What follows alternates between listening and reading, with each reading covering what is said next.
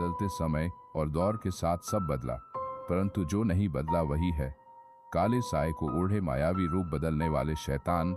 ये आज भी हमारे बीच आसानी से रह रहे हैं, पर इनको पहचाना इतना ही मुश्किल है कि जितना बता पाना कि जंगल में शेर किस तरफ से आपके ऊपर हमला करेगा।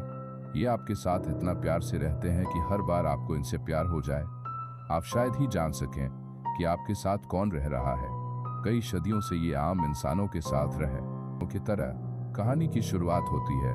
आज के शोर शराबे से भरे शहर में आदि आराम से रह रहा है, सबसे अपनी पहचान छुपाकर। किसी को नहीं ज्ञात कि आदि वही शैतान है जिससे लोग डरते हैं। इतना ज्यादा सीधा साधा कि कोई कुछ बोल नहीं सकता। वो पिछले 10 साल से शहर में आकर रह रहा है।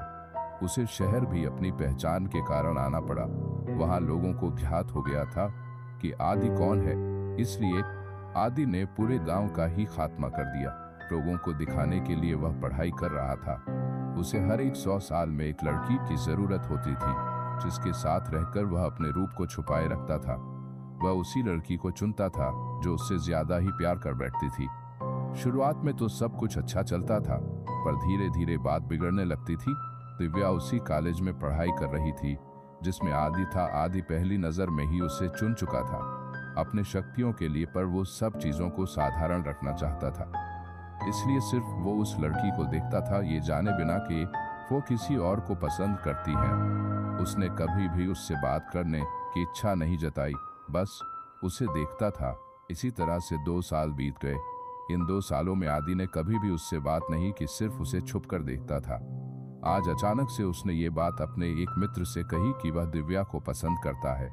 पहले तो नमन जो उसका मित्र था उसे लगा कि आदि कोई मजाक कर रहा है, परंतु जब आदि ने बताया कि वो उसे लेकर सच में गंभीर है तो नमन को मानना पड़ा उसकी बात। अब नमन को आदि के लिए दिव्या से बात करनी थी। आदि को पूरा कॉलेज एक शांत लड़के की तरह देखता था। किसी को भी अगर ये बात बताई जाए तो सभी हंसकर इस बात को टाल देते थे कि क्या बोल रहा है भाई, अपना आदि और ये सब चक्करों में ये कभी नहीं हो सकता, और इतना कहकर लोग चले जाते। एक दिन नमन ने यह बात दिव्या को जाकर बताई कुछ समय के लिए, तो दिव्या को भी इस बात पर विश्वास नहीं हुआ, पर नमन ने उसे थोड़े कड़क लफ्जों में बात बोली।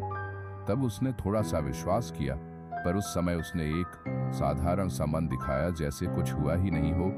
अगले 1 हफ्ते तक आदि कॉलेज नहीं आया, पर नमन ने बात कर ली थी तो उसने आदि को उसका फोन नंबर दिया और बोला कि अब तुम बात कर लेना, लेकिन नंबर मिलने पर भी आदि 2 तक बात नहीं कर पाया। एक तरफ उसकी शैतानी शक्तियां में बदलाव होना शुरू हो गया, इसलिए उसने हिम्मत करके उसको मैसेज किया और उसके दिन के बारे में पूछा। उसे कुछ समझ नहीं आ रहा था कि क्या बात करें। वो फिर भी 2-4 बात करके उसने फोन रख दिया। उस समय तक दिव्या भी उससे साधारण तरीके से बात कर रही थी। उसने भी नहीं सोचा था कि आगे कुछ होगा। उसके जीवन में कुछ भयानक या कुछ बहुत ही अच्छा क्या मोड़ लेगी।